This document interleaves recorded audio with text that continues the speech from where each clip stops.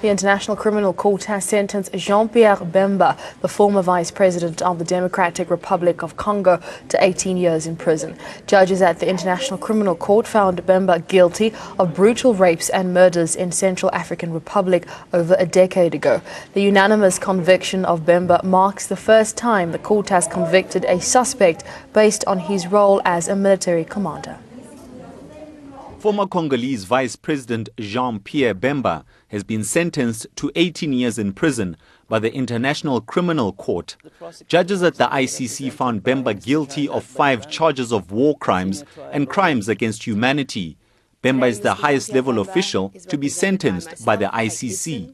The Chamber convicted Mr. Bemba under Article 28A as a person effectively acting as a military commander who knew that MLC forces under his effective authority and control were committing or about to commit the crimes against humanity of murder and rape, and the war crimes of murder, rape, and pillaging.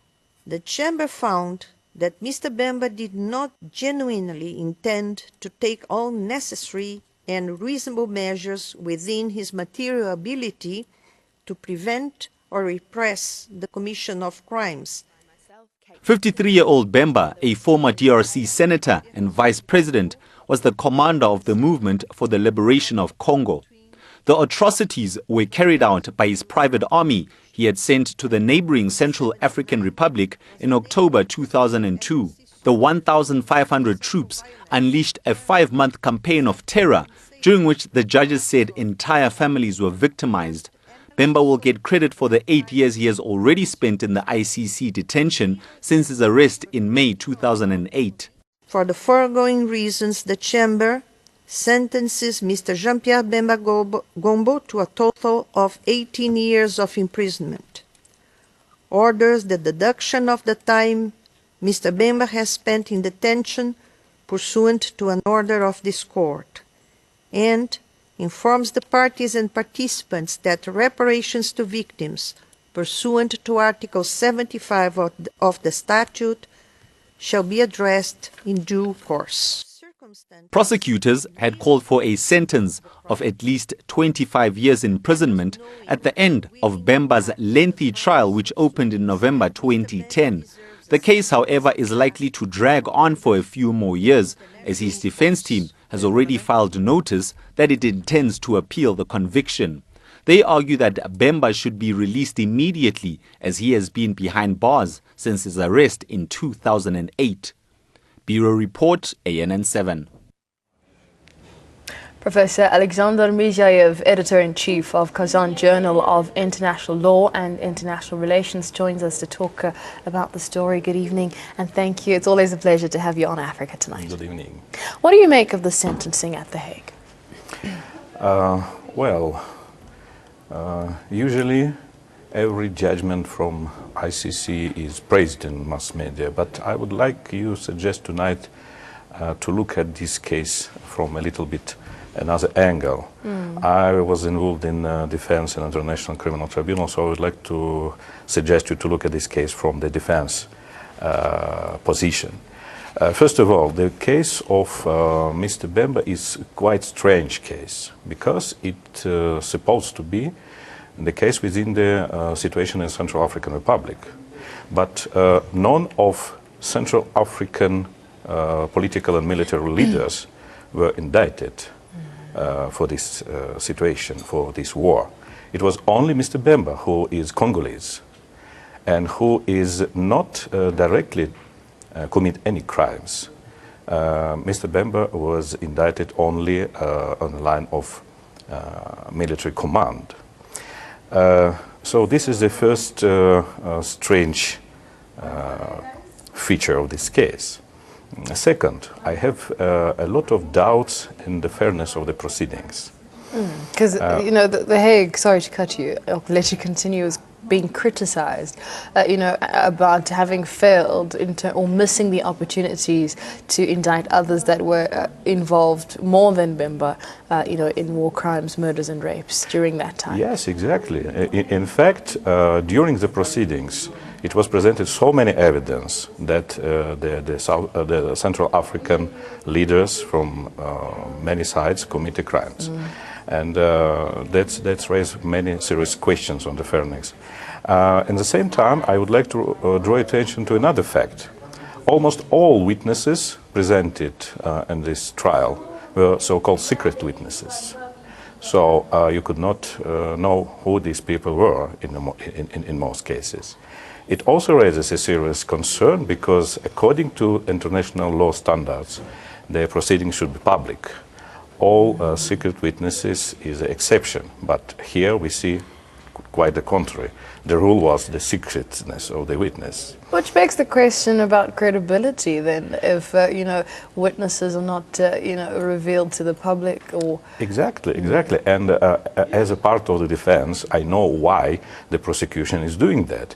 Because secreting witnesses means you put so many obstacles for preparation to cross-examination.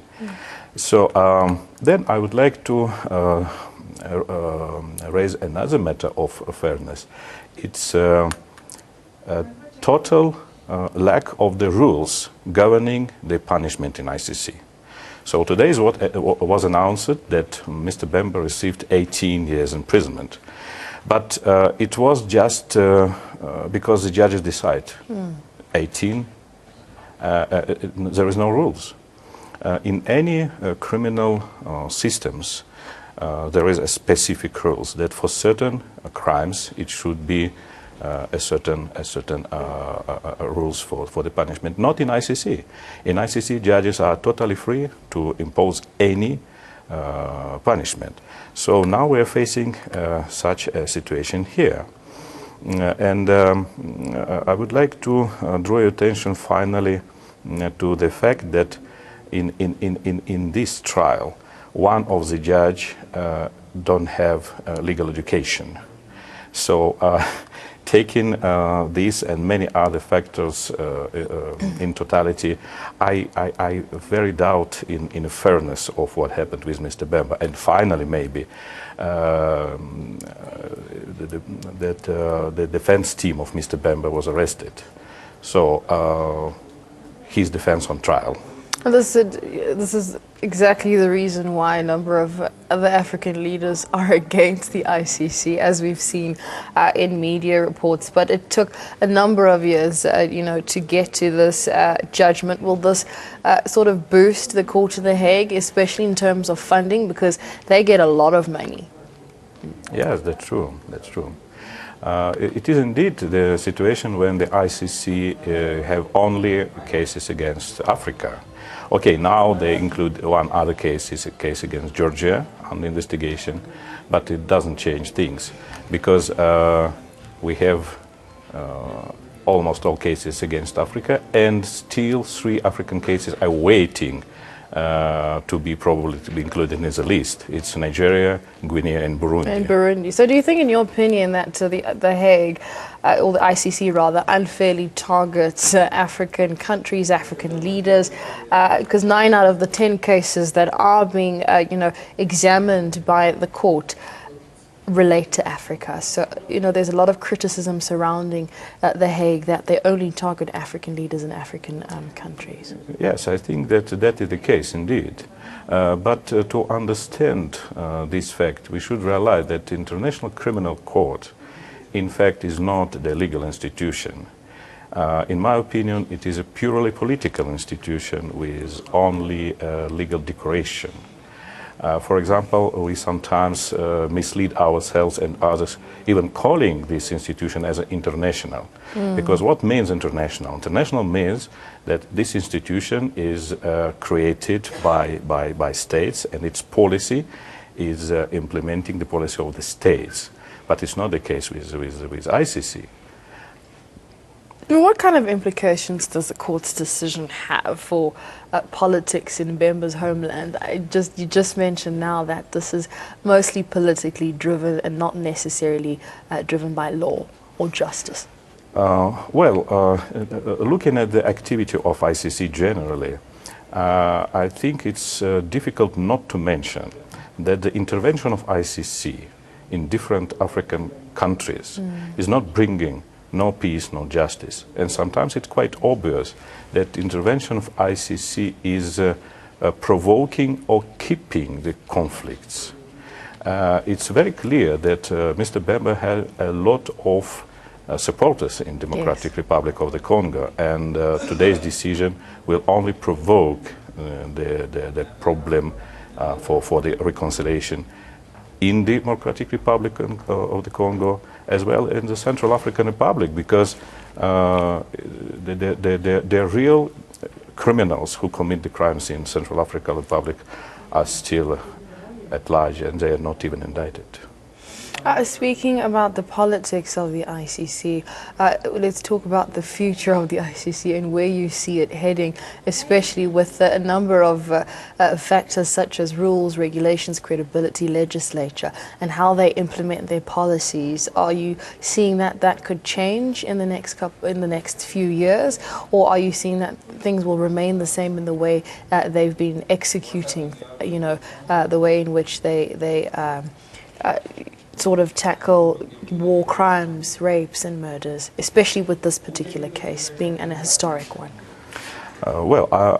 It's difficult for me to predict, but I think when the states more and more will understand that ICC has nothing for non-prevention, non-resolution of crises and crimes, most states will take their critical position to this institution, because now it's becoming clear that the main aims of ICC is